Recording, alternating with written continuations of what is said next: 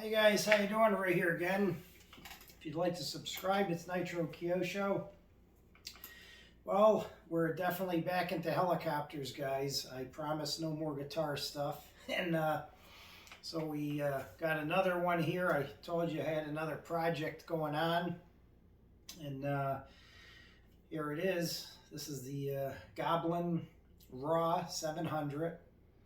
And I'm going to tell you just a little bit about it.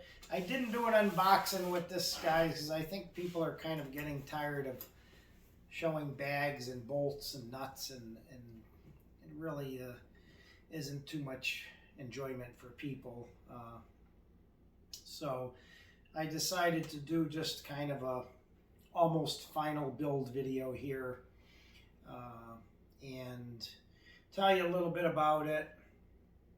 We will do a flight video like we did with the 580 back there, and then probably a flight review or something like that after. This was on sale. This kit was on sale on Memorial Day weekend, so I bit the bullet, got it. So I used the same servos, excuse me, that I used on that. The BK 9001 HV servos, and these got a lot of torque to them, guys. They got about 500 ounces of torque. So I went with another hobby wing. I put a 200 hobby wing on it, and I'll actually be able to use the fan on this one because it fits. I went with the X-Nova Tariq Edition motor. This is a 550 kV. I wanted a torque monster.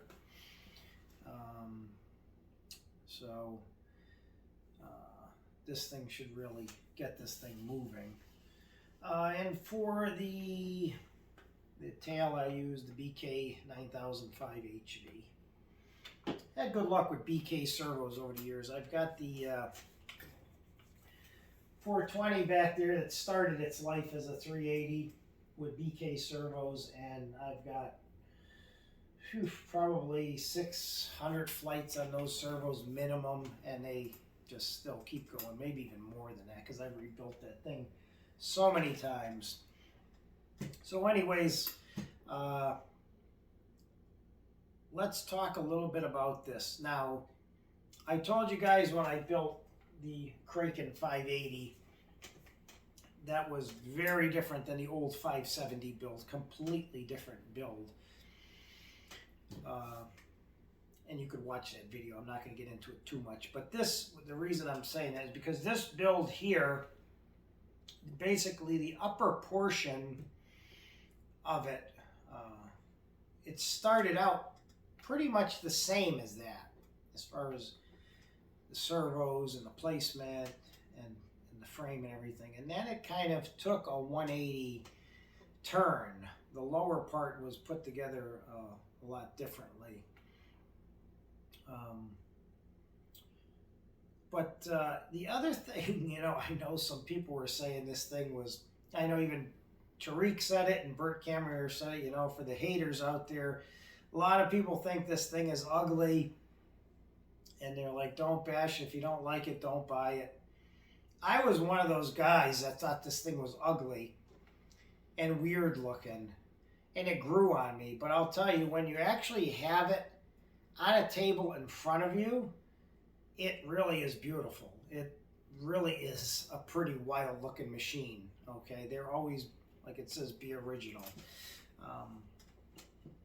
Pretty much the same transmission as far as I can tell. This one had, now unfortunately guys, I can't do it under the canopy on this because the canopy is bolted on it. But it had a very nice setup for doing the tail belt. And I'll show you it when I take that off of the pod. But you don't do it like that one where you gotta have somebody pulling the tail and you gotta tighten it and everything. And this one doesn't tighten from the rear like that one and all the other Goblins. This one tightens up. It's got two clamps up inside here. And it's got a 3 pulley system in there.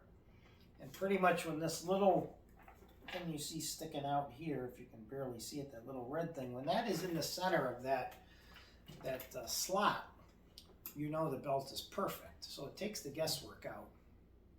Also, they put now a screw in the motor mount, so you can take like a 4 or 5 millimeter,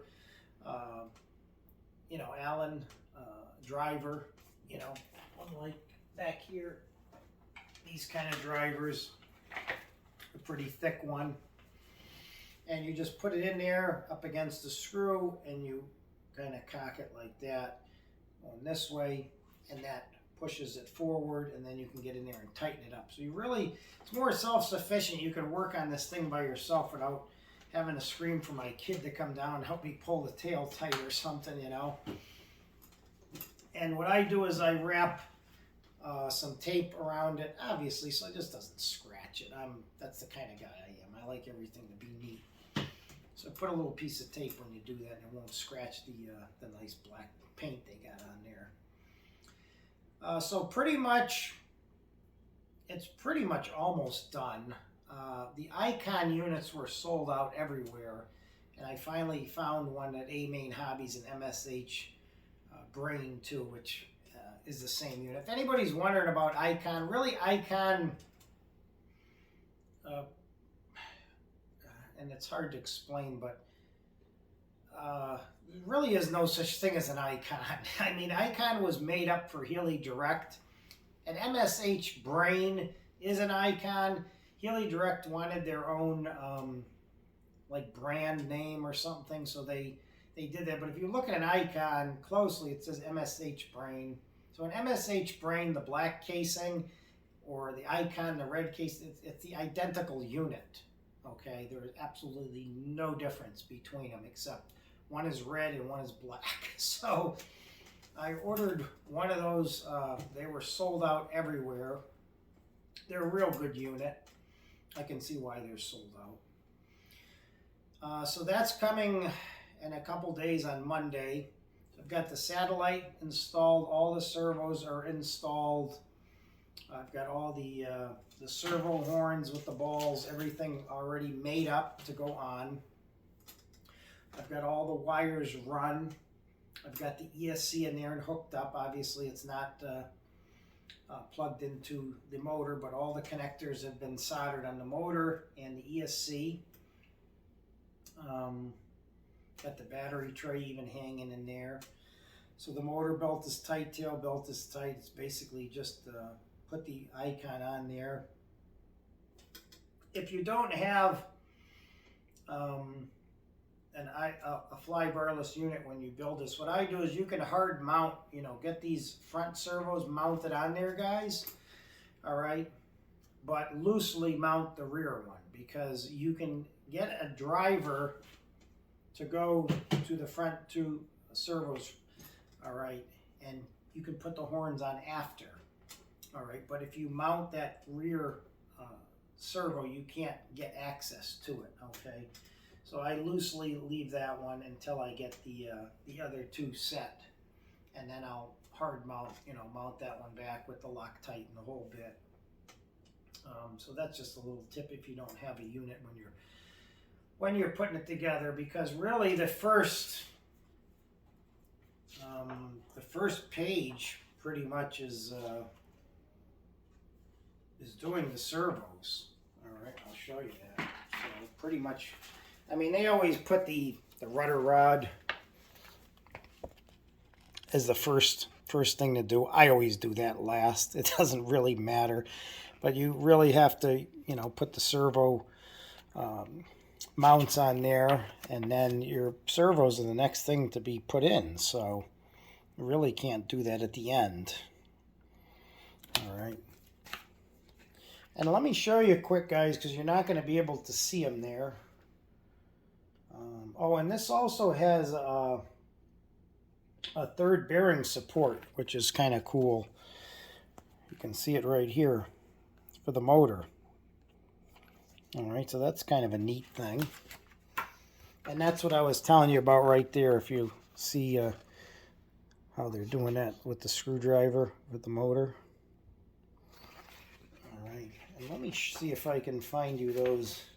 Okay, here's the clamps I was talking about. So those are the clamps. All right. And they actually give you a clamp setup here that you build and you put on the back of the boom, and then you wrench it and it stretches it, pulls it for you, and then you just tighten it up and then you just take that back off. So really a nice thing, I mean, to give that with the kit. But another beautiful manual. These helicopters are really a pleasure to build, guys, because the manuals are so beautiful. Everything is exploded views, and I mean, you really can't mess up a lot of stuff if you just go through the manual and look at it. One of the things that took a lot of time was kind of the silly stuff.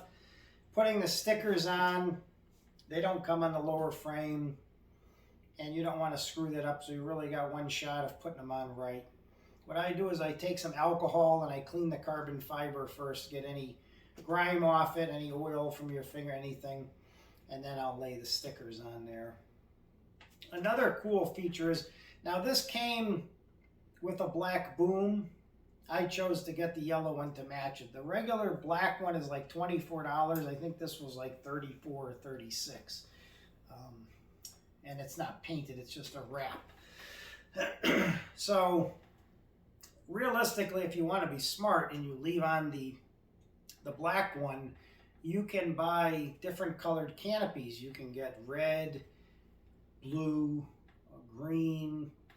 I think there's even a pink one. And then you can buy the sticker kit and you can change it from all, you know, whatever color, and you get the stickers to match the tail and everything.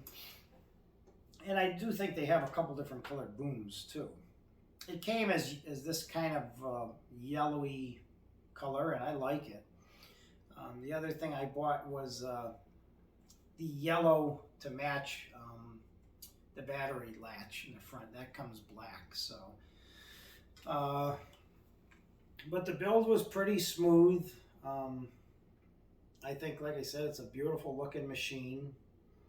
I worked on it from probably 7 o'clock, about 7:40 to about 12 hours straight the other day.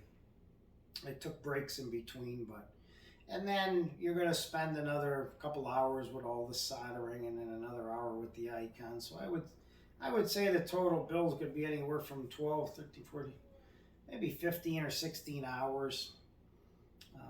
And I took breaks in between because you don't want to get too, make mistakes when you're putting it together. But I've had very good luck with my 420. It's been with me a long time. It started its life as a 380. Probably my favorite helicopter. I've sold a lot of helicopters in between, and that one has never left. That one will never leave me. I have the Fireball up there that my friend Bob gave me, brand new. That was very nice of him to give me that as a gift. That's my friend Johnny Nitro. Gave me that Goblin for spare parts. It's just a bare bones kind of frame, because he moved on to another helicopter. And the Kraken is a beautiful machine, so really I have the small one, the Fireball, the 420, a mid-size, and now the big one. So, yeah, and the X-Nova motors too, guys. The X-Nova, they run so cool. I do like the feature of the Scorpions, where you can oil the bearings in there, but the X-Novas, you can't really access the bearings, but they run so cool, just unbelievable. And nothing against Scorpion. Scorpion's a great motor and a great company. I'm not even going to get into who's better. I'm just saying these run very, very cool. To Scorpion, I do like the feature of being able to oil the bearings, because that motor in there has probably got hundreds and hundreds and hundreds of flights, and as long as you use the black oil that Scorpion provides, it keep it going pretty good. But anyways, that's the servos that I use. That's the I left opinion on this one stock, all right, because it recommends a 21 or 22, and I want to be a torque monster. I don't want it 2600 head speed. I want a 2200 head speed machine that is going to have a lot of torque to pull out of situations. That one, because it's a 6L, I did raise one pinion, 22 to 23, and I absolutely love the performance of it as a 6L. No need for a 12 cell. So anyways, not really a lot of tips with this, guys. Just be careful and glance over the whole page before you build anything. Just, it doesn't hurt to take a couple of minutes to glance over the page and read all the little small print, because they really do give you the tips and the tricks right here. You just got to look. All right. So, yeah. You know, there's this is the, let me show you the pulley, because I can't really show you a lot with the canopy on there, so I'm just going to pretty much try to show you. Here's the new pulley system this one has. Okay, so there's 3 pulleys in there. Keep the belt nice and tight. All right.